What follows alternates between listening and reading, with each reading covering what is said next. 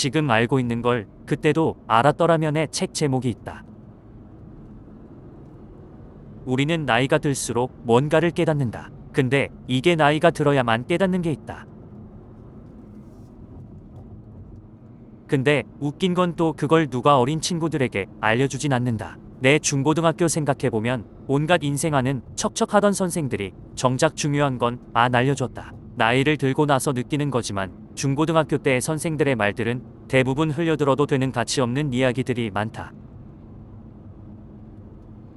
그래서 이번 영상에서 내가 말하고자 하는 건 대부분 중고등학생들은 일종의 가스라이팅 상태로 살아가고 있는 것이다.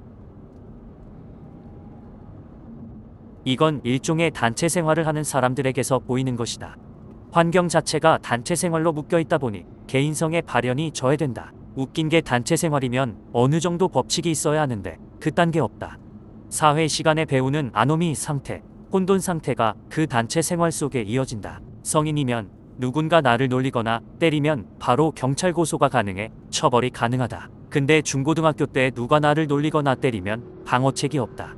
선생에게 말하면 더 큰 보복이 들어온다.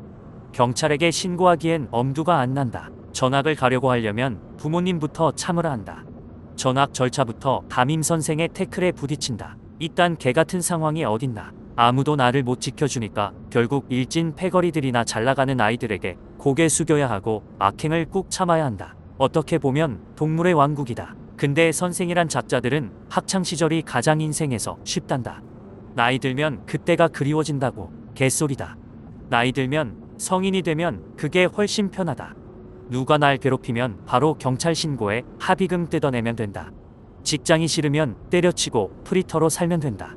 일하기 싫으면 때려치면 되고 누군가 보기 싫으면 안 가면 된다. 그게 성인의 삶이다. 결국 학창시절엔 항상 움츠려 들었던 것 같다. 최소한의 방어책도 없는 동물의 왕국에서 하루 종일 공부를 하라고 강요받는 인프라. 장담하는데 전 세계에서 가장 쓰레기 같은 10대의 삶이 있다면 대한민국일 거다.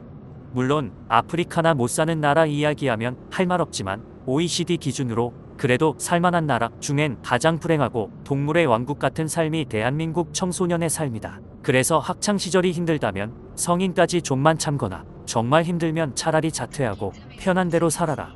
그깟 학교 졸업장 없어도 알바든 노동직 생산직이든 어떻게든 살아갈 수 있다. 꼭 대졸 화이트 칼라가 아니라도 살다 보면 돈 버는 일은 얼마든지 가능할 수 있다.